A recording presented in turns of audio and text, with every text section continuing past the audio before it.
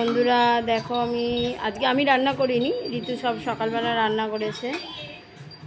লাল শাক ভেজেছে, আর তোমার আলু ভেজেছে, বেগুন ভেজেছে, আর বড়ি দিয়ে আলু দিয়ে বেগুন দিয়ে তরকারি করেছে, ওর এটা প্রিয় খাবার। আর আমি এসে ডালের বড়া করলাম। আর ঋতু মাছও করেছিল, কাতলা মাছের ঝোল করেছে। আর আমি এসে বড়া করেছি, আর ওর পাপির জন্য অল্প একটু ডাল করেছি। এই জন্য ওইগুলো দাও তো একটু।